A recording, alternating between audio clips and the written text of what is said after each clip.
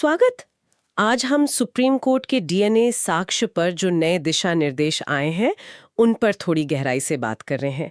हमारे पास Khan global studies का एक विश्लेषण भी है जो ये समझाता है कि ये क्यों इतने जरूरी हैं और इनका क्या असर हो सकता है। सोचिए, डीएनए सबूत, नाम सुनते ही लगता है कि बस केस सुलझ गया, पर ये जितने मजबूत होते हैं उतनी ही नाजुक भी।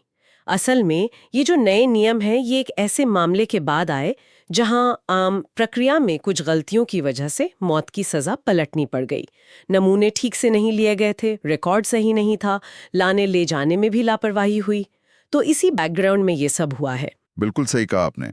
वो मामला असल में दिखाता है कि डीएनए सबूत जांच के लिए जितने अहम हैं, उतने ही वो मतलब दूषित होने का खतरा भी रहता है उनमें। जरा सी चूक और पूरा केस कमजोर पड़ सकता है। इसीलिए सुप्रीम कोर्ट को लगा कि भाई इसे संभालने के लिए सख्त और एकदम स्पष्ट नियम होने चाहिए।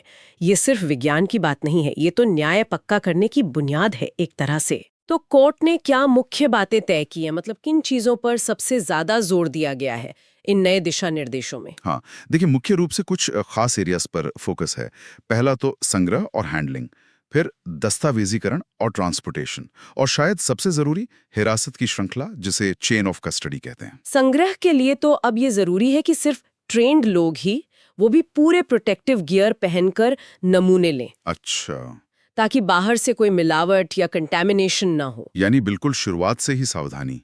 और फिर नमूने लेने के बाद उसे सुरक्षित कैसे रखा जाएगा? फौरन नमूनों को फौरन ऐसे कंटेनरों में सील करना होगा जिनसे छेड़छाड़ न की जा सके, मतलब टैम्पर प्रूफ। और उन पर पूरी जानकारी होनी चाहिए, एफआईआर नंबर, तारीख, कौन सी धाराएं लगी हैं, जांच अधिकारी कौन है, पुलिस स्टेशन का नाम, सब कुछ साफ साफ।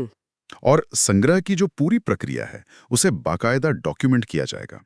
उस पर मेडिकल ऑफिसर, जांचकर्ता और एक इंडिपेंडेंट गवाह के दस्तखत भी होंगे। अच्छा, एक स्वतंत्र गवाह भी? हाँ, और फिर 48 घंटे के अंदर उसे फोरेंसिक लैब तक पहुंचाना होगा, सही तापमान पर, सुरक्षित तरीके से और पूरे कागजात के साथ। और आपने वो हिरासत की श्रृंखला या चेन ऑफ कस्टडी का जिक्र किया, वो क्या चीज है, वो थोड़ा समझाएंगे? हाँ जरूर। चेन ऑफ कस्टडी का मतलब है एक बिल्कुल अटूट रिकॉर्ड रखना कि सैंपल जब से लिया गया तब से लेकर जब तक वो लैब में टेस्ट हुआ, वो किसके पास था, कब था, उसे कैसे रखा गया, किसने उसे आगे बढ़ाया। अच्छा, यानी हर कदम का हिसाब। इससे ये पक्का होता है कि सैंपल के साथ कोई छेड़छाड़ या अदला बदली तो नहीं हुई। बिना ट्रायल कोर्ट की इजाजत के इसे खोला या दोबारा सील नहीं किया जा सकता। सबूत कितना भरोसेमंद है ये इसी चेन पर निर्भर करता है। ये बहुत अहम है। सुनने में तो ये नियम काफी सख्त लग रहे हैं। इनका असल महत्व क्या है अगर हम बड़े पैमाने पर देखें तो? देखिए, महत्व तो बहुत गहरा है। सबसे पहली बात, ये पूरे भारत में डीएनए सबूतों को हैंडल करने का एक स्टैंडर्ड तरीका तय करते हैं, एक यूनिफॉर्मिटी लाते हैं। इसका मतलब ये हुआ कि आप देश के किसी भी हिस्से में केस चल रहा हो, वहां सबूत इकट्ठा करने के तरीके में मनमानी या लापरवाही की गुंजाइश कम होगी। हाँ, ये तो बहुत जरूरी है। एक रूपता आएगी। बिल्कुल। न्याय प्रक्रिया में एक समानता आएगी। ऐसा नहीं होगा कि कहीं तो बहुत अच्छे से हैंडल हो रहा है, कहीं बिल्कुल लापरवाही से। और जो व्यक्ति है जिसके खिलाफ या पक्ष में सबूत इस्तेमाल हो रहा है, उसके अधिकारों के लिहाज से। हाँ, ये सीधा उससे जुड़ता है। ये दिशा निर्देश पक्का करते हैं कि डीएनए सबूत वैज्ञानिक तौर पर भरोसेमंद हों। इससे गलत सजा मिलने का खतरा कम होता है। ये एक तरह से व्यक्ति के निष्पक्ष सुनवाई के अधिकार की सीधी रक्षा करते हैं। और साथ ही जब लोगों को पता चलेगा कि फोरेंसिक सबूतों को इतनी सावधानी से हैंडल किया जा रहा है, तो पूरी न्याय व्यवस्था में उनका भरोसा भी बढ़ेगा। ये दिखाता है कि न्यायपालिका फोरेंसिक मानकों को लेकर कितनी गंभीर है। तो क्या हम इसे सिर्फ एक कानूनी प्रक्रिया का हिस्सा माने या इसका संबंध शासन यानी गवर्नेंस से भी है? नहीं, बिल्कुल इसका संबंध शासन से है। ये दिखाता है कि कैसे न्यायपालिका जो प्रक्रिया में कमियां हैं उन्हें भरने के लिए आगे आती है और संवैधानिक अधिकारों की रक्षा करती है, खासकर तब जब मामला साइंस और टेक्नोलॉजी के इस्तेमाल का हो। न्याय में फोरेंसिक विज्ञान का इस्तेमाल कैसे हो, उसे स्टैंडर्ड बनाना, ये गवर्नेंस को मजबूत करने का ही एक तरीका है।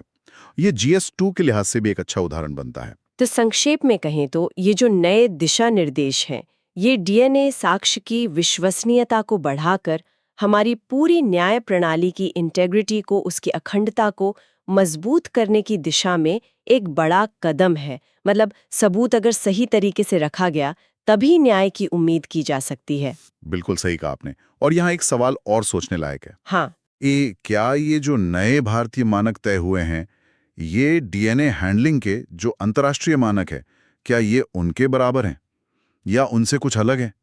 और आगे चलकर जैसे जैसे टेक्नोलॉजी और बदलेगी और बेहतर होगी, तो इन दिशा निर्देशों को भी शायद बदलने या अपडेट करने की जरूरत पड़ेगी। ये एक अहम सवाल है जिस पर आगे सोचा जा सकता है।